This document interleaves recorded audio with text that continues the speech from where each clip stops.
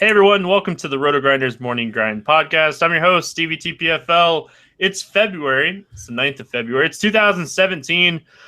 We have 5 basketball games to talk about here on this Thursday slate. I was super pumped about this slate until CJ jumped into this broadcast with me and totally just ruined my whole optimism of this slate. Can we turn this into a hockey pod? We've got 11 games in the hockey world. Well, we could talk some hockey after we get done with basketball. Basketball is not going to take long. Basketball's 5 seconds. Here's the summary: play 4 Cavaliers, play LeBron. Play Westbrook, play Harden, and then figure out your last roster spot. Okay, we're done with the pod. Nope, that's not going to happen. I'm not getting the hateful tweets all day, so you can get the hateful tweets. We're going to talk. Fine. I mean, we'll explain why, but you're all going to listen to the pod and in half an hour be like, Siege was right. This could have been a 20-second pod. All right, let's get going here. Since it's going to be a 20-minute pod, and you're very confident in that, we're going to start with Houston at Charlotte's 224 total here. Houston favored by 4 in this game. Cody Zeller questionable. Ramon Sessions out. He's going to be out for a while there. We'll start with the Houston side here. An interesting game. Definitely one of the fastest paced per game projected games on the slate. Houston has the highest implied team total. What are we doing with the Rockets? James Harden, and if you want to get cute, you play Ryan Anderson on the road. Yeah, I don't mind Ryan Anderson. Under 5K now? Yeah, that's a really good price for Ryan Anderson with his upside. What a jerk. I'm already pissed off about Ryan Anderson. Why? He's on the road. He won't break our hearts. Yeah, he will. No, he won't. Every time I've rostered this is when he's 5%. Everyone just completely forgets about him. The first time back on the road, he goes up and puts up like a 40 spot. Everyone goes, what the hell just happened? Well, can you pay for James Harden at 12-3? Yes.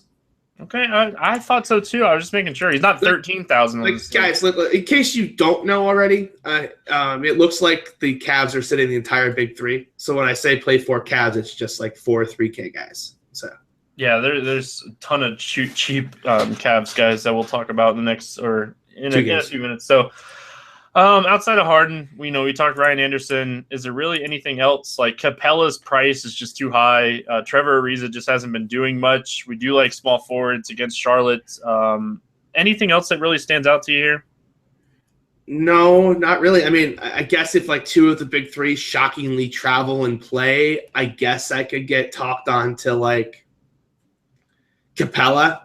But I can't imagine in any sort of lineup build I'm considering now that would be a realistic option. Yeah, his price just so high.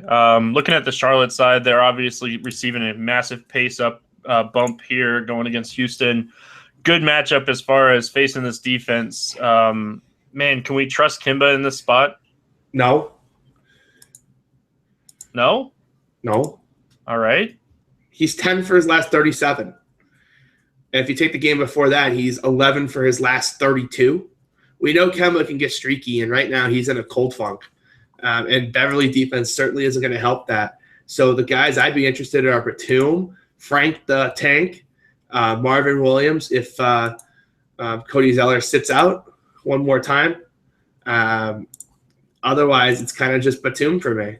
Batum's a guy you got to almost lock in on this slate, right? He's just I mean, I can't lock him in if the Cavs sit everybody. It's just not a realistic option. I click on 3 or 4 Cavs, and then I have 9,000 per player or 12,000 per player. Well, the good thing is you can play him at small forward. So if you're going to fit in a Westbrook, if you're going to fit in a Harden, you can at least play him at a forward position instead of using up all your guard spots. Let's just see if it's workable. Westbrook, Harden, and plug in Batum. 34.50 per position. That's actually doable. On this slate, it is. Stars and scrub slates, everyone. Stars and scrub slate. All right, Nicholas Batum. You mentioned Frank the Tank and Marvin Williams. We really want Zeller to be out for those guys, especially Frank Kaminsky. He's been starting without Zeller. One other guy I want to mention is Jeremy Lamb. This is a $3,400 price tag. If you want to get off of some of these chalk options, he's going to play right around 20 minutes without Sessions here. So actually don't mind Jeremy Lamb. He's a guy that can put up a bunch of shots in 20 minutes. Yeah, and he actually ran the backup point last game. It was a 3-game play, and I had Lamb, and it was beautiful because I was not expecting that. And then you see Batum and Kemba go to the bench, and the ball's in Jeremy Lamb's head every time down. You're like, oh. Well, somebody has to do it, no Sessions. Yeah, no, I assumed they would just let Batum get the second unit, but that was a pleasant surprise. But I like, I guess if you're trying to get uber contrarian, but again, just bluntly, I just can't see doing it right now. Yeah, I could see it if you want to be contrarian. Like the Cavs guys are going to be super popular if they sit everybody. So like if you want to pivot off of one of those guys, I don't mind it. Key is pivot off one. You still have to play a bunch. Yeah, we're going to talk about it. Philly at Orlando. I was actually going to go to this game. I was going to make an exception to see Joel Embiid, but out for this game. Holmes is questionable. Aaron Gordon looking more on the doubtful side. We'll have to see about that news. And then Jeff Green, probable. His wife successfully had their baby 2 days ago. So he'll be back with the Magic. No Aaron Gordon. Baby narrative. Jeff Green. I'm not paying $4K for Jeff Green. Against Philadelphia? Against Sir Covington? No. 30 minutes. Wrong slate, Stevie. If the Cleveland guys all play, like if you had two of the Cleveland guys playing, like I actually might have gotten on board with you, but can't now. Sorry. Oh, man. Come on, Lou. You're killing me, bro. I'm still going to play Jeff Green. I understand that. You understand that you're donating it to the Jeff Green DraftKings fund. Like, if he gets 30 minutes at 4K, he can get there. Getting there on this slate is just, like, not going to be good enough. Of course, I say that, and I'm about to talk about Ersan Ilyasova, who broke my heart. He was doing okay, just couldn't shoot the ball well, and then Dario Saric just could not miss off the bench. Kind of cutting in some minutes a little bit, but if this is a revenge game against Orlando, and we know Serge Ibaka really can't cover stretch fours, and neither can Vooch or whoever else they're going to play at the four with no Aaron Gordon.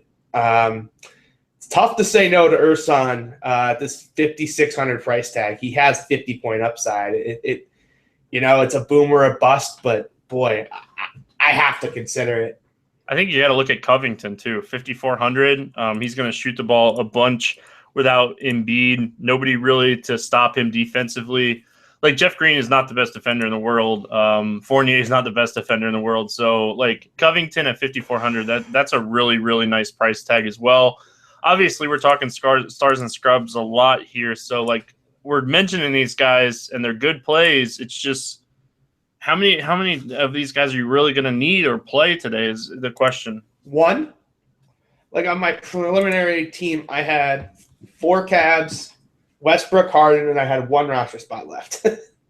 Yeah, it's super fair. Anybody else from this game that we could target?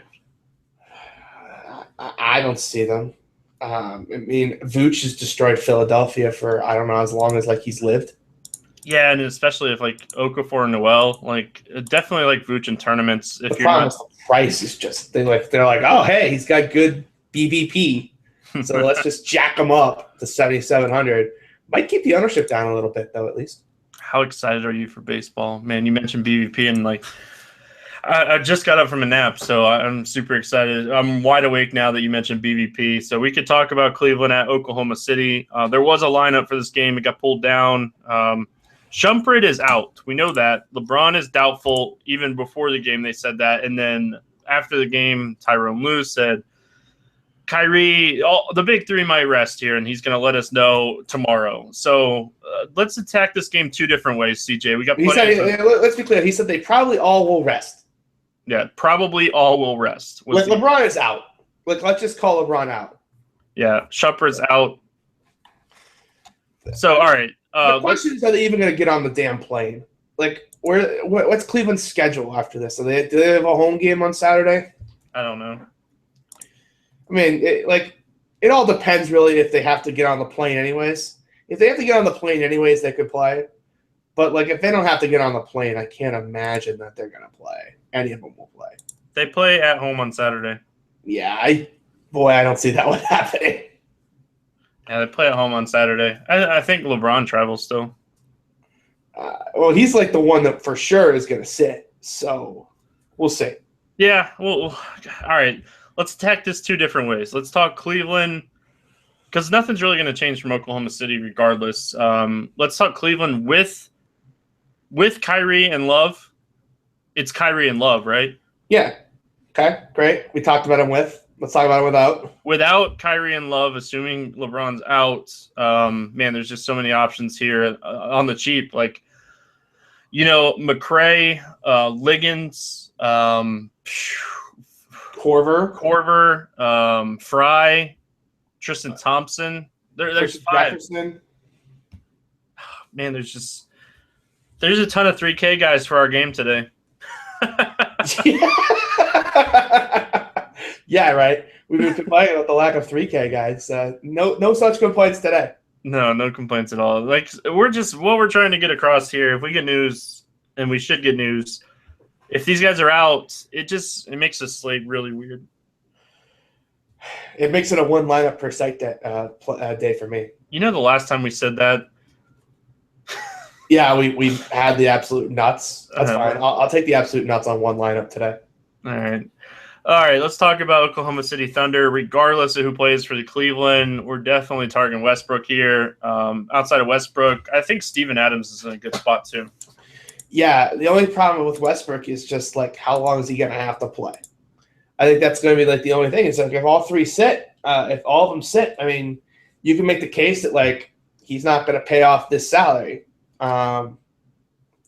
Maybe you want to play Isaiah and Lillard together and take away a scrub. Like that's the only case there is. Yeah, so if you don't play Westbrook, then you can kind of go balance with Harden and some of the Cleveland guys. Well, you wouldn't go balanced. You would you still would play three Cleveland guys, but you would instead of Westbrook and I don't know, Channing Frye, you could play you could play Lillard and McCollum. You could play Isaiah and I don't know. I'd have to do the math, but basically what you can do is, yeah, it works out. Westbrook and Fry, you can play like Thomas and Kemba. So, that's kind of the only case to be made. It's like, do you want to play the fourth Cleveland guy in Westbrook, or do you want to play just the three? Yeah. When we get done here, we're going to talk a little game theory. Utah at Dallas, 191.5 total here. Utah favored by 2. Bogut questionable. Darren Williams questionable. Can we just make it a 4-game slate and just completely write this game off? We did. We should note that we promised we would tell you when Devin Harris was freed. Devin Harris has been freed. Yeah, too bad. It's like we have the team that allows the fewest and the second fewest. We're playing against each other on the slate. I know. We just promised that we would tell everyone when Devin Harris was free. We have now notified you. Fair enough. All right. There's nothing for you in this game, right? Like even Yogi Ferrell's only 5K if Williams sits. Is that any interest there? The only guy I have any sort of interest would be Gordon Hayward. Yeah, let's move on. I don't really have much interest there either. Yeah, it's just an ugly game. If that game goes to 3 overtimes, we might lose because of that. It would have to maybe go to 4. That's to say, we could probably hang on with 3. Yeah, Boston at Portland, 220.5 total here. Portland favored by 1.5. We know Bradley's out. We know Evan Turner's out for this game. Looking at the Boston side of things first.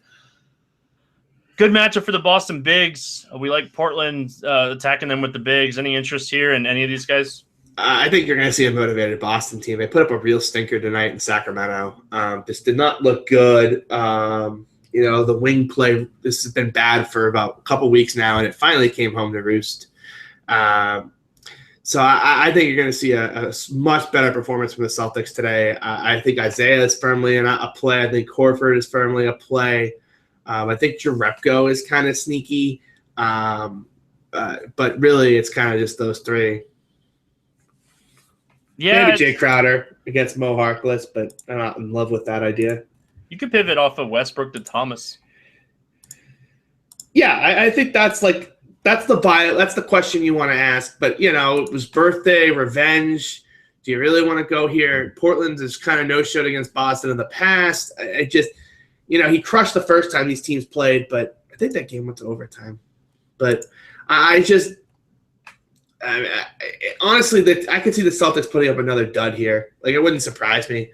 They just don't have any wing play, and they've been kind of I don't know. They've been kind of just getting a little lucky for a little long. It's about you can't be playing the way that Smart and Brown and General Green and Rozier have been playing and expect to get away with it.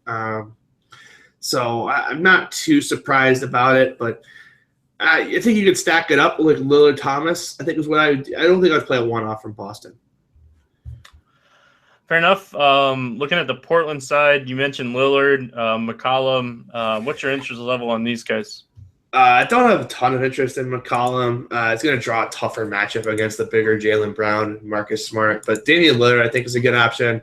I like him a lot. And Mo Harkless will be freed or partially freed. I could see Allen Crabbe stealing those minutes for no good reason. But either way, I think those guys would be in play on a normal slate. But we've already mentioned this isn't a normal slate. Yeah, I don't mind the Harkless. If he gets bumped up. You just don't need him on this slate. Yeah, I know. All right, this slate sucks. Before we get into our game, let's talk a little game theory. Like, what if that Cleveland game is just an absolute dud and you just completely fade the ownership and the value and build around? How many points does Cleveland have to score for you to get away with that with 8 players? That's the thing, Stevie. They have 8 players. Well, we wrote it with you remember when the Orlando Magic last year had 8 players and we wrote it for like 2 or 3 games and nobody jumped on? I feel like we have sharper players this year. Like, but still, like, how many points would this have to fail? Like, how many points did Cleveland have to score for it to fail? It's a good question. Because it's not like earlier in the season where it was like Memphis. They were playing, I don't remember, some slow team, and everybody did the same thing. Like, this is Cleveland playing Oklahoma City. This isn't on TNT. Like, what Cleveland team total would you have to? Like, where would you be worried? I think it would have to be like 90 before I would like really have any qualms about it. I don't even know if that would scare me off. It wouldn't scare me off. It's like the first time I would actually like have a real conversation about it. So what's the game theory come down to? Like the game theory guys, you have to figure out which Cleveland guys are going to correlate well together, right? So you don't want to take you don't want to take all the pure scorers on the same lineup. So probably don't want to be playing like Korver, Fry, and McRae. You can get away with that, though. I think the game theory is make sure you're playing these guys and don't get cute. Like, Kyle Korver, like, I guess is going to be like the recency bias guy. Like, maybe just ignore him. He's kind of reliant on driving kicks anyways. Just play like Richard Jefferson, McRae, and Fry. Who's going to play point guard for them?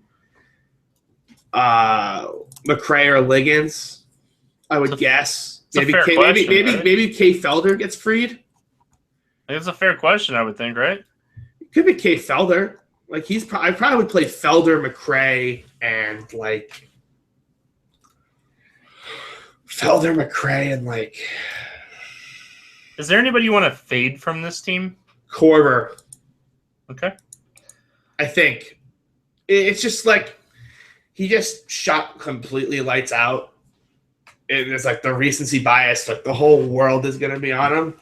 And like he's still shooting the pendant, right? So like if he doesn't score 20-something real life points, he's not going to get you there. Oh, I don't want to play this slate. Yeah, I know. I don't either, but all right. Choice. Let's play our game. We got 6X, 7X, over 8K bust, which is going to be interesting. Good luck with that. And then your 3K play, you went first on Monday, so I get to switch it up and go first here today. I'm going to lock in my – all right, so you want to make the game interesting and take all the Cleveland guys off? Not the 3K guys, but like the 6X, 7X guys, because I feel like we're both going to take all the Cleveland guys. Then we're going to pick guys that we have no interest in playing. You have no interest in playing. Then don't pick the Cleveland guys. All right, I won't pick the Cleveland guys. That's fine. My 6X guy is going to be Batum. That's fine. I'm taking Jordan McRae for 6X. All right. And for 7X, I will take – I really don't want to take all the gimmies, but I kind of should. it's just like my brain cannot wrap around like playing like these other guys. Like I just can't imagine a world in which I'm like, hey, let's play Trevor Ariza. Like I just don't see the world of that. Like it would literally take like James Harden sitting or something for me to play any of these guys. All right, in the spirit of the game, I will pick someone else, though. I'll take Ryan Anderson. But note, listeners, the odds I play Ryan Anderson are super, super small. My 7X guy, I'm going to take Covington. And then you know what? I don't think I'm going to let you have that. I love his price. Yeah, I don't think I'm going to let you have that.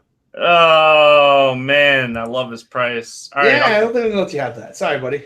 I'll go Jeff Green. Yeah, there you go. I'm going to let you have him, of course. Of course you are. I would never veto Jeff Green. I'm going to go, my bust is going to be Westbrook. Yeah. And I do not think he's going to bust, but look at your options over 8K. I have one. I feel actually really confident. LeBron James. Yeah, I'm sure you do. Kevin Love next, right? Yeah, right. Maybe some Kyrie. Yeah. I actually think, like, if one plays, I think it actually might be Love. If I was taking odds on which one would actually play, I think it might be Love. I'll take Isaiah Thomas for the bust. Nope. No. Nope, that's my veto. I'm gonna make you take James Harden. I don't have to take James Harden. Yeah, look at and tell me. Oh, I guess you could take Lillard. I could take Lillard. I don't want to take James Harden. There's no chance James Harden busts. So I guess it's Damian Lillard time. I still like the strategy that came out of that. Worked out perfect. Let's see, 3K guys. There's a billion of them. Yeah. You go first, or do I go first? I go first on this one today. I'm gonna take Liggins. Okay, I'll take McCray again. Yeah.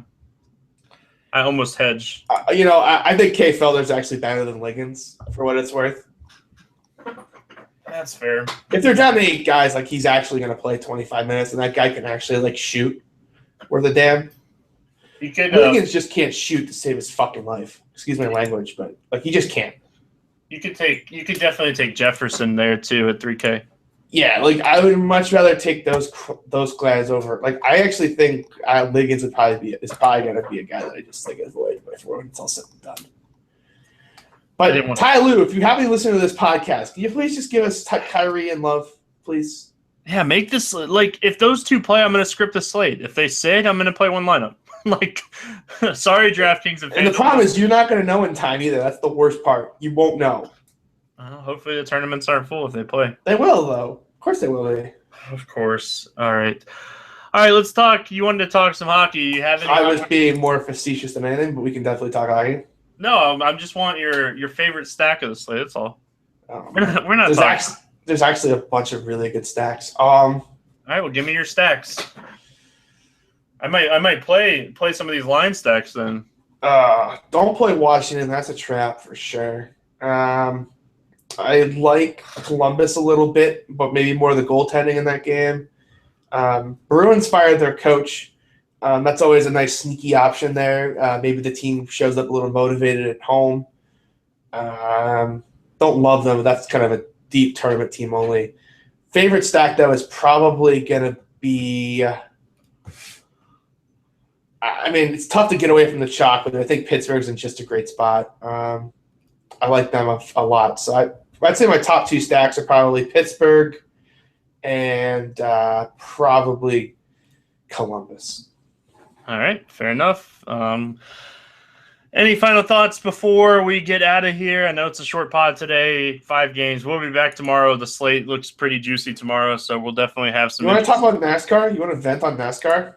No, I don't want to talk about it. It's just the rule changes are interesting. I will say that, so I sent out a tweet earlier, and I might have changed my stance on this tweet over the last 4 or 5 hours, talking to a few of my buddies and stuff.